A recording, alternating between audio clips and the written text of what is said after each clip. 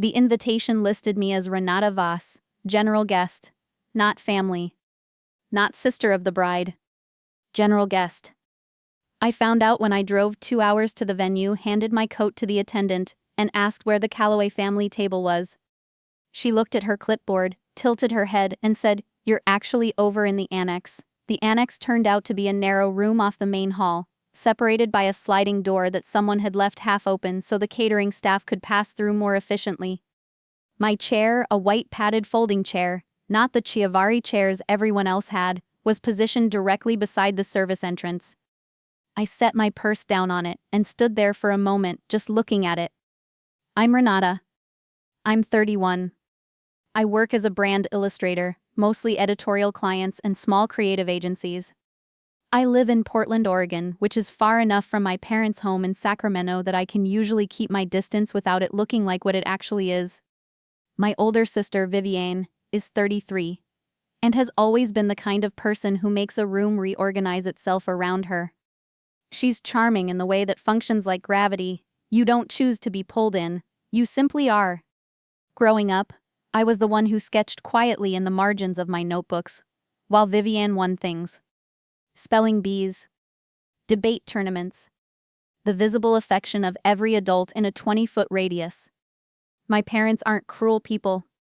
That's the part that was always hard to explain to friends. My father ran a landscaping company and worked long hours. My mother was a retired bookkeeper who organized everything in her life with the precision of a tax return. They loved both their daughters. They simply found one of them easier to love out loud. When I told them I was leaving Sacramento to freelance in Portland, my mother said, "That sounds very brave, sweetheart," in the tone she reserved for things she expected to fail quietly.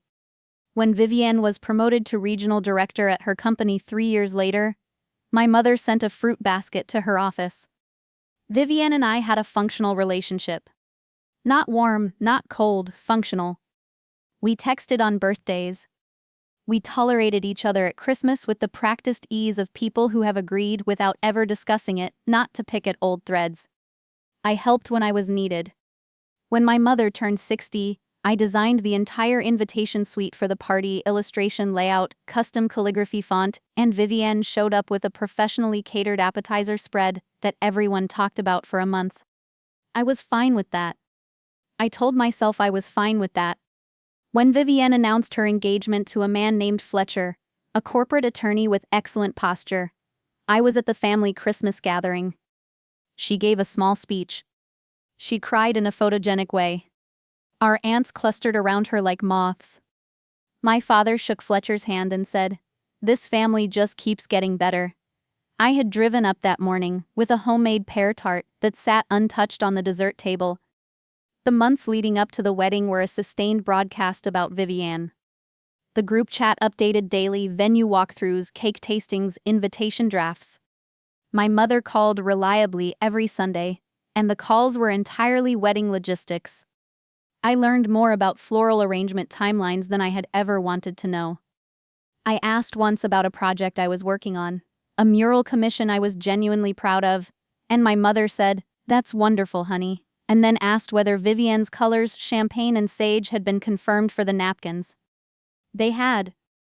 Vivienne's wedding party included 11 bridesmaids. It included her college roommate, Fletcher's younger sister, and a woman she'd met at a yoga retreat 18 months earlier. It did not include me. I told myself it was her right. I went to the rehearsal dinner anyway, in a black wrap dress, carrying a gift I'd spent 3 weekends making, a hand-illustrated portrait of Vivienne and Fletcher, archival ink on heavyweight paper. Vivienne opened it at the table, said, "Oh Renata, how sweet," and placed it face down against her chair. Later I saw it leaning against a coat rack near the restrooms. On the wedding day, I drove to the estate venue outside the city.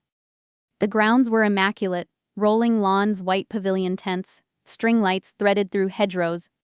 I was carrying a gift from Vivienne's registry, a cast-iron cookware set that had cost me $380.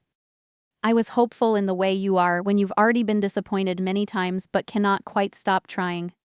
The ceremony was genuinely lovely.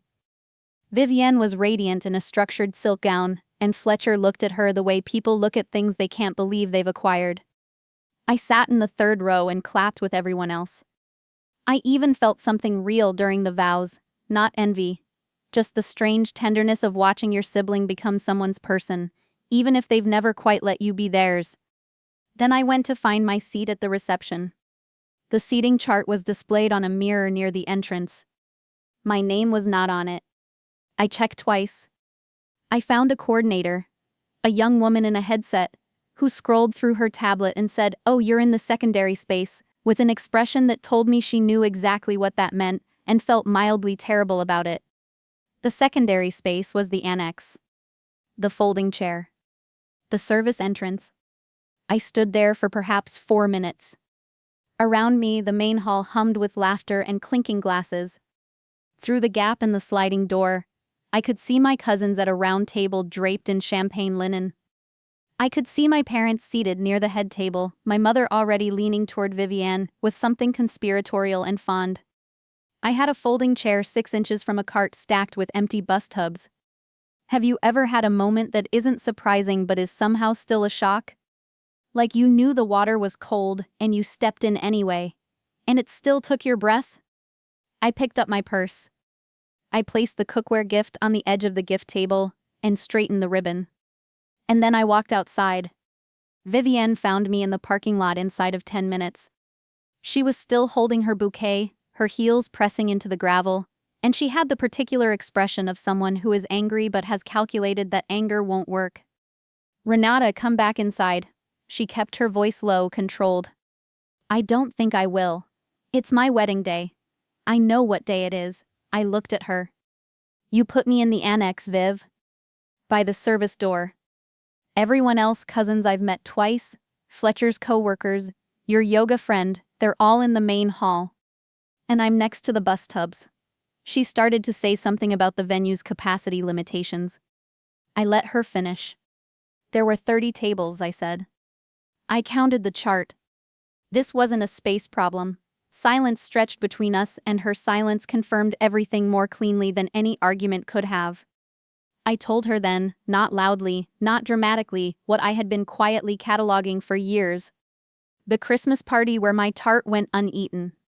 The Sunday calls that had no room in them for me.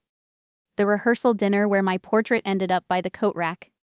The years of being present in this family as a function rather than a person, useful at setup, invisible at the table. I kept showing up, I said. I kept thinking that if I just kept showing up, eventually there would be a seat for me. Vivienne's eyes were bright. She reached out and touched my arm. "Please don't make this into something." I stepped back. "I'm not making it into anything. You already made it." My mother appeared then, materializing from the side entrance with the focused energy of someone who has spent a lifetime managing situations before they become scenes. She looked at me with an expression that communicated both love and exasperation in equal measure. "Renata, your sister is upset, I'm aware. The seating was complicated. You could have just been grateful for the folding chair?" She closed her mouth. For just a moment, something moved across her face that wasn't quite defense, something closer to recognition. But she didn't say anything that acknowledged it, and I had stopped needing her to. I told them both I was going home. I did not raise my voice. I did not perform anything. I just said it, and I meant it, and I left. The drive back to Portland took 4 hours. I didn't check my phone until I'd crossed the state line. 17 messages from Vivienne, 9 from my mother, 3 from my father, and 1 from my cousin Simone, who had always been quietly perceptive. "That was wrong. Hope you're okay." I didn't respond to anyone. I put my phone in the glove compartment and drove. In the weeks that followed, I did something I hadn't done in years. I worked without apology. I finished the mural commission. I submitted a portfolio for a gallery group show. I cleared my Sunday afternoons of obligatory phone calls that gave me nothing, and reorganized them around my own projects. The gallery accepted 2 of my pieces. One of them, a large format illustration of an empty folding chair set apart from a warm-lit room, sold in the first hour. My mother called to say I had embarrassed the family by not attending the post-wedding brunch.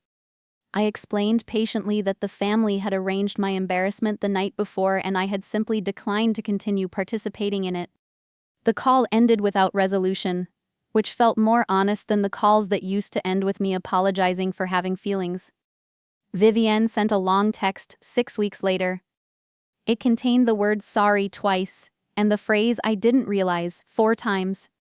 It was not an apology so much as a document of her own discomfort. I read it carefully, thought about what I wanted to say, and didn't respond. A month after that, the cookware set appeared on my doorstep in its original packaging. No note. I kept it. I use it regularly. It makes excellent food. I don't think much about reconciliation anymore. Not because I'm bitter. Bitterness requires ongoing investment, but because I've stopped organizing my life around the hope that my family will one day leave a proper seat for me.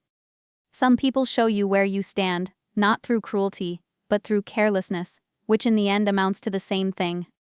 You can spend years interpreting carelessness as an oversight, or you can understand it as information and act accordingly.